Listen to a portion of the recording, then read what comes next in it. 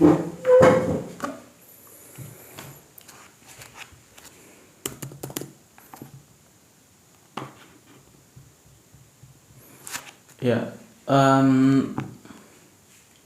ya kalau video saya sebelumnya itu yang study with me mungkin sudah sampai 7 kalau nggak salah. 6 kah? Ya, kurang lebih seperti itu. Ya, kalau video sebelumnya tidak ada, hampir bisa saya katakan tidak ada suara. Ya, kali ini mungkin saya buat yang berbeda. Kalau yang video sebelumnya yang study with me tanpa suara itu tetap akan lanjut karena di situ saya bisa merekam diri saya sendiri yang sedang ya saya anggap belajar walaupun mungkin hanya di depan laptop sedang mengetik, sedang baca sesuatu, atau bahkan mungkin pada saat itu lebih banyak scroll saja menggunakan laptop, tapi itu ya saya anggap belajar sehingga saya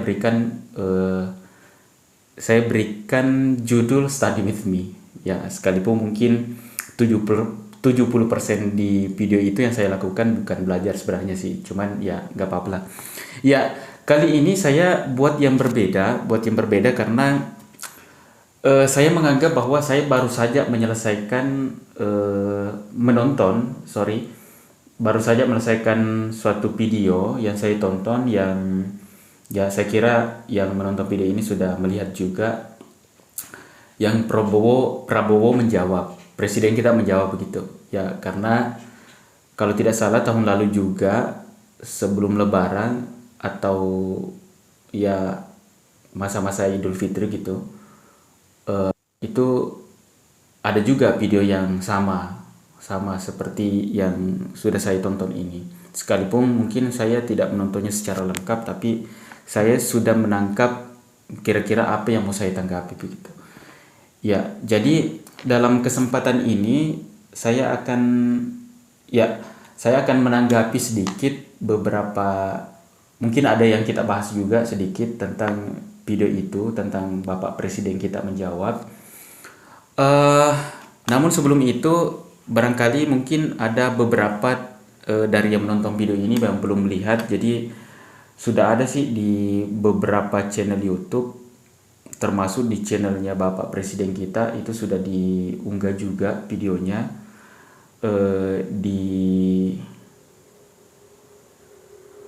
Di channelnya juga Najwa Shihab itu sudah diunggah juga, bahkan di situ sudah ada dua part, dan di situ saya sudah mendengarkan semua apa ya hasil diskusi di video itu.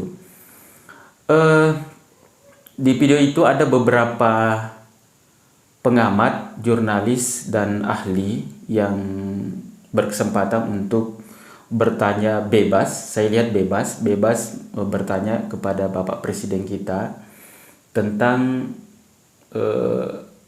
bidangnya masing-masing.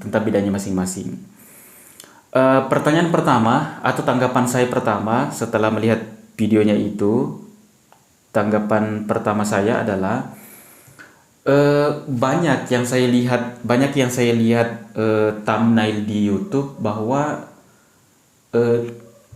tulisannya 7 jam diskusi dengan Bapak Presiden, 7 jam.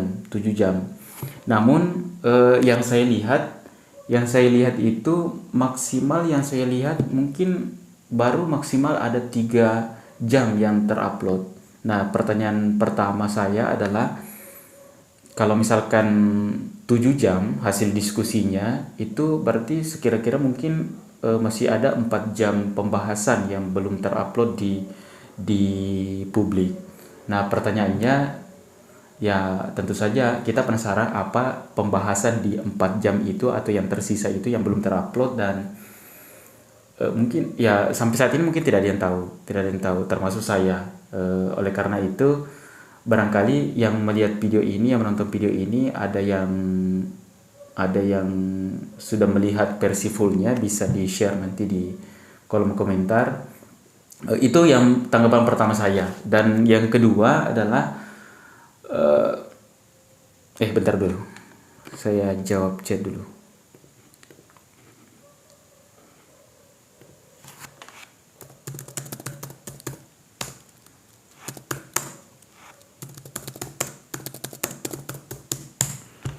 Oke, sorry. Kita lanjut. Ya, itu tanggapan pertama terkait dengan video Bapak Presiden kita, Bapak Prabowo menjawab.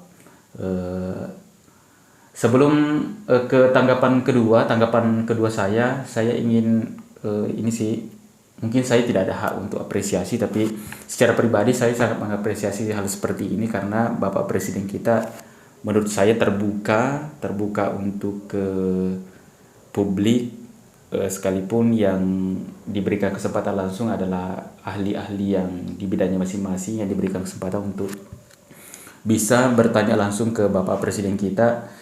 Ini saya kira saya kira mungkin hal yang baru, apalagi durasinya lama dan bebas mau sekritis apa bertanya kepada Bapak Presiden. Bahkan dari beberapa ahli yang hadir itu juga membuka kesempatan bertanya kepada publik, dari publik ke Bapak Presiden. Jadi ada sekira mungkin 600-an pertanyaan yang masuk, mungkin melalui chat atau apakah, mungkin ada platformnya sendiri yang dibuka. Nah, melalui itu juga saya ingin menyampaikan tanggapan kedua saya, bahwa katanya dari sekian banyak pertanyaan yang masuk atau masukan atau saran yang masuk dari publik, itu 18% bertanya tentang MBG. Oleh karena itu saya juga ingin beranggapan tentang MBG. Pertama, sebelum saya menyampaikan tanggapan saya bukan berarti kritis kepada pemerintah sih sebenarnya, bukan, apalagi untuk menjatuhkan seseorang atau pihak-pihak tertentu, bukan itu maksudnya. Namun yang ingin saya tanyakan adalah namun sebelum itu saya ingin menyampaikan dulu bahwa yang sudah berhasil saya lihat video yang terunggah, saya menanggapi bahwa Bapak Presiden kita niatnya tulus untuk membantu masyarakat. Itu yang pertama. Dan menurut saya setelah melihat videonya, gagasannya bagus dan ya memang untuk masyarakatnya kita. Namun ya kita lanjut dengan tanggapannya saya. Namun belum tentu dengan apa yang terjadi atau apa yang terjadi pada pelaksanaannya. Oleh karena itu saya ingin menyampaikan tanggapan saya, yaitu program MBG itu, kalau saya ditanya secara pribadi, saya sangat mendukung. Saya masih ingat waktu saya SD, waktu saya sekolah, saya sering sih kelaparan. Ya sering sekali kelaparan. Kelaparan karena ya mungkin makan sih sarapan di pagi hari sebelum berangkat ke sekolah, tetapi karena waktu itu mungkin kita sampai jam 1, jam 2 atau mungkin jam 12 kah baru kita pulang. Ya otomatis kita lapar, dan karena orang tua kita ekonominya pas-pasan bahkan sangat kurang, sehingga kita tidak ada uang jajan, tidak bisa beli makanan di waktu istirahat, sehingga kita lapar.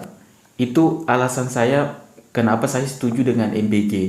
Ya tentu saja karena dengan adanya MBG ya bisa jadi yang saya alami lapar waktu sekolah itu tidak ada lagi, ya, tapi belum tentu pelaksananya seperti itu.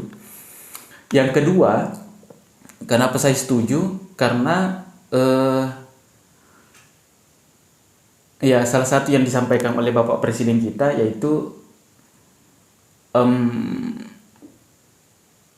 untuk menurunkan angka stunting. Ya, saya setuju juga. Karena ada pengalaman juga waktu saya sekolah itu, saya kecil sekali, pendek, kurus, dan ya menurut saya itu yang menyebabkan saya sehingga cara berpikirnya saya waktu itu sangat lambat dibandingkan dengan teman-teman saya waktu itu, teman-teman kelas saya waktu itu.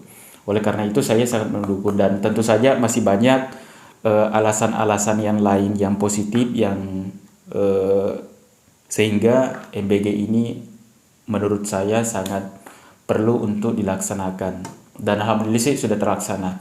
Nah, apa tanggapan saya? Tanggapan saya adalah itu sudah beberapa tanggapan sih tadi. Cuman maksudnya masukan saya, sorry, supaya agar video ini bisa bermanfaat, ada manfaat, sehingga saya mau sedikit memberikan masukan. Masukannya adalah pertama, kenapa MBG ini dilaksanakan di wilayah perkotaan terlebih dahulu? Yang kedua, kenapa MBG ini dilaksanakan atau seolah-olah yang diprioritaskan itu adalah sekolah-sekolah elit dulu. Contohnya saja di wilayah saya itu, di lingkungan saya, di sekitaran saya itu MBG belum sampai. Padahal saya pernah beranggapan bahwa sekolah yang ada di lingkungan saya itu adalah salah satu sekolah yang layak untuk diprioritaskan mendapatkan MBG. Kenapa demikian? Karena, mohon maaf, saya melihat bahwa bahkan bukan hanya siswa atau murid-muridnya yang membutuhkan MBG, tetapi bahkan mungkin juga guru-gurunya yang membutuhkan MBG itu. Ya, saking menurut saya bahwa itu layak sekali untuk mendapatkan MBG. Namun yang terjadi adalah saya tidak tahu sih mekanismenya bagaimana, cara pelaksanaan MBG itu bagaimana. Namun yang menjadi masukan dari saya, kalau bisa secepatnya diubah prioritas sasaran untuk MBG ini janganlah perkotaan terlebih dahulu dan jangan sekolah-sekolah elit dulu. Ya, kenapa? Karena kalau misalkan MBG ini bertujuan untuk menurunkan angka stunting, untuk meningkatkan SDM dari pelosok, untuk membantu siswa atau generasi kita yang kurang mampu, harusnya bukan sekolah-sekolah elit dulu, harusnya bukan perkotaan-perkotaan dulu, tetapi yang diprioritaskan adalah sekolah-sekolah swasta. Sekolah-sekolah belum tentu juga sekolah swasta, tapi sekolah-sekolah yang dimana siswanya itu mayoritas kurang mampu. Karena kenapa? Kalau sekolah elit atau perkotaan, saya yakin lebih banyak siswa yang mampu daripada yang tidak mampu. Oleh karena itu, saya mohon bagi yang melihat video ini, barangkali ada tim pelaksana kegiatan, saya kira mungkin dipaham maksud saya. Saya sama sekali tidak beranggapan untuk mengkritisi, untuk mau menjatuhkan seseorang, karena kita lihat media sosial saat ini, ya saya kira sudah banyak video-video yang provokator atau bahkan menyampaikan hoax. Ini sama sekali tidak. Video ini saya mau supaya bisa bermanfaat, dan sekali lagi supaya MBG-nya itu prioritas sasarannya secepatnya diubah, dan itu yang menjadi sasaran tadi. Jangan sekolah elit terlebih dahulu, jangan perkotaan terlebih dahulu, tapi kalau boleh perkampungan dulu dan sekolah-sekolah yang mayoritas siswa kurang mampu. Karena saya kira tujuan utama ini adalah membangun SDM, generasi yang cerdas, dan mengurangi angka stunting dan membantu masyarakat yang kurang mampu. Saya kira seperti itu. Itu tanggapan saya yang pertama. Yang kedua adalah karena dalam video yang sudah diunggah ini oleh Bapak Presiden dengan judul Prabowo menjawab, itu di dalam video itu ada 7 ahli kah kalau nggak salah di bidangnya masing-masing, 7 kah 9 kah kalau nggak salah yang bertanya bebas sesuai dengan bidangnya masing-masing. Namun mungkin hanya ada 2 saja yang akan saya tanggapi, karena yang lainnya saya belum paham, maksudnya saya belum ada ilmu dan pengetahuan, belum ada pengalaman tentang seperti geopolitik perang dan lain sebagainya. Saya belum tahu apa-apa tentang situ. Ya bisa dikatakan sama sekali belum ada ilmu dan pengetahuan tentang itu. Oke, tanggapan kedua. Tanggapan kedua adalah tentang Koperasi Desa Merah Putih, KDMP ya kalau tidak salah, Koperasi Desa Merah Putih. Ya, saya langsung saja. Koperasi Desa Merah Putih itu ini mungkin sudah valid, sekalipun mungkin saya tidak bisa berikan data atau referensinya. Tapi saya yakin sudah valid bahwa salah satu penyebab sehingga dana transfer ke desa itu, dana desa itu dipotong sampai, saya kurang paham sampai berapa persen, tapi sekira-kiranya kalau misalkan suatu desa mendapatkan 1 M, itu mungkin saat ini, tahun ini mungkin hanya mendapatkan 200-an juta lebih. Ya, 200-an juta lebih sampai 300, mungkin sekiranya seperti itu. Nah, itu kenapa demikian? Karena itu katanya untuk pembangunan koperasi atau dukungan pembangunan koperasi Desa Merah Putih. Yang menjadi pertanyaan yang saya lihat juga adalah, saya melihat saat ini tidak semua desa dibangunkan koperasi Desa Merah Putih. Namun semua desa dana desanya dipotong. Nah, di situ kan sudah ada pertanyaan. Bagaimana dengan desa yang sudah dipotong dana desanya tapi tidak dibangunkan koperasi Desa Merah Putih? Itu yang menjadi pertanyaan saya. Saya tidak mau kesana kesini, beranggapan kesana kesini, tapi ya maksudnya saat ini masih jadi pertanyaan di benak saya. Semua dana desa dipotong, setiap desa, tapi tidak semua desa dibangunkan koperasi Desa Merah Putih. Kan jadi pertanyaan. Yang menjadi pertanyaannya adalah, bagaimana dengan desa yang dipotong dana desanya tapi tidak dibangunkan koperasi Desa Merah Putih? Ya. Nah, saya ingin sedikit menjawab pertanyaan itu. Pertama, kenapa saya berani beranggapan seperti itu? Karena saya melihat di lingkungan saya. Saya tinggal di suatu kecamatan, tentu saja di suatu kecamatan. Di kecamatan saya hanya ada satu desa yang dibangunkan koperasi Desa Merah Putih. Nah, saya melihat juga, karena jangan sampai kecamatan saya saja yang seperti itu, tapi saya melihat kecamatan tetangga, kecamatan sebelah, ternyata seperti itu juga. Nah, tentu saja kan menjadi pertanyaan. Semua desa, dana desanya dipotong, tapi tidak semua desa dibangunkan. Nah, kenapa seperti itu? Karena salah satu pertanyaannya adalah, bukan pertanyaan, salah satu jawabannya atau penyebabnya adalah karena tidak semua desa memiliki lahan yang layak.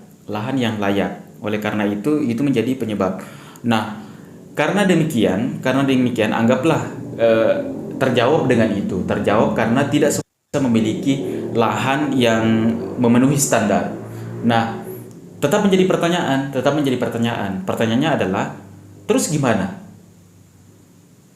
Dana desanya dipotong, tapi karena tidak memiliki lahan yang memenuhi standar, atau anggaplah desa itu tidak ada lahan pemerintahan yang bisa dibangunkan koperasi desa, sehingga ya tidak dibangunkan koperasi Desa Merah Putih. Terus gimana? Dana desanya dipotong tapi tidak dibangunkan koperasi Desa Merah Putih. Itu yang menjadi pertanyaan. Semoga bagi teman-teman atau bagi siapa saja yang menonton video ini, barangkali ada tim pelaksana kegiatan atau mungkin tim teknis dari ya pelaksananya inilah, saya tidak tahu ya jawabannya apa, atau mungkin dari koperasi atau mungkin dari Kementerian Desa atau siapakah, minimal bisa menjawab kami. Sekali lagi, sebelum saya tutup video ini, saya ingin menyampaikan bahwa sekali lagi saya tidak bermaksud untuk kritis, untuk mau sok tahu atau bagaimana. Ini saya membuat video ini, saya ingin publish video ini, tentu saja saya mau supaya ada manfaatnya, supaya bisa mendapatkan jawaban, bisa mendapatkan solusi, dan ya bisa bermanfaat, bisa bermanfaat. Ya mungkin itu saja. Sekali lagi kalau ada tanggapan silakan di kolom komentar, dan mari kita saling belajar. Oke, terima kasih.